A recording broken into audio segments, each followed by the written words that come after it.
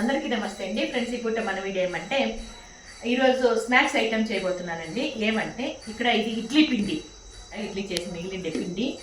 దీన్ని ఈరోజు పుల్ల బోండాలు అంటారు, పునుగులు అంటారు, అలాంటివి చేయబోతున్నాను అనమాట. ఇవన్నీ కావాల్సిన పదార్థాలు ఇవన్నీ వేసి పునుగులు అయితే టేస్ట్గా ఎంతో రుచికరమైన పునుగులు అయితే తయారు చేస్తున్నాను. ఇంకా దీనికైతే టమాటా చట్నీ ఆల్రెడీ చేసి పెట్టేశారు, మన వాళ్ళు చేసి పెట్టారు. ఎవరు చేసిందే? పద్మ అంట. పద్మ అంటే తోట పద్మ, ఆశ్రమం పద్మ వేరు, తోట. ఫ్రెండ్స్ ఇప్పుడైతే ఆయిల్ వేస్తున్నాను. స్టవ్ వెలిగించి బాండ్లీ పెట్టి ఆయిల్ వేసాను. ఆయిల్ వేడెక్కే వరకు మనం ఈ పిండి అయితే కలుపుకుందాం. పిండి కలుపుకునే విధానం: పులిసిన ఇడ్లీ పిండి, ఎర్రగడ్డ ముక్కలు, పచ్చిమిర్చి, కరివేపాకు, కొత్తిమీరి, తగినంత ఉప్పు, కొద్దిగా వంట సోడా, మైదా పిండి ఇవన్నీ వేసి బాగా కలుపుకొని ఈ విధంగా. దీనికి నీళ్లు పోయాల్సిన అవసరం లేదండి, ఆల్రెడీ ఇడ్లీ పిండిలో ఉండే నీళ్ళే సరిపోతుంది మనకి. ఈ విధంగా కలుపుకోవాలి బోండా పిండిలాగా.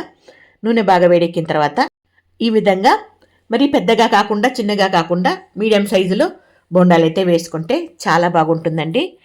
బాగా సన్నని మంట మీద బాగా ఈ రకంగా దోరగా కాల్చుకుంటే చాలా టేస్టీగా ఉంటుంది, మంచి రంగు కూడా వస్తుందండి. ఆ రకంగా సన్నని మంట మీద కాల్చుకుంటే చూడండి ఎంత మంచి రంగు వచ్చిందో. నాకైతే చూడగానే తినాలనిపిస్తుందబ్బా. చూడండి బోండా ఎంత బాగుందో, వేడి వేడిగా చట్నీలో వండుకొని ఈ విధంగా.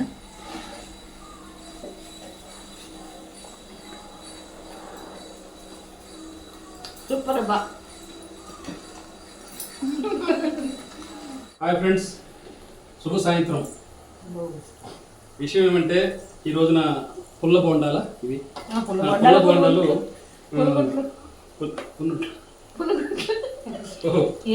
పునుగుంటల్ని మన ఆశ్రమ వాసులకు మనకందరికీ కూడా ఆనందము తయారు చేసి పెట్టారు. వాటిని నేను తింటా ఉన్నాను. చూసుకుని చెప్తా ఎలా ఉందనేసి చిన్ని. ఓకే సరే సార్, తింటా ఉంటారు, చెప్పండి సార్. ఇప్పుడు తిని చూసి చెప్తున్నాను అనమాట. ఓ ఎక్సలెంట్, బ్రహ్మాండం, సూపర్.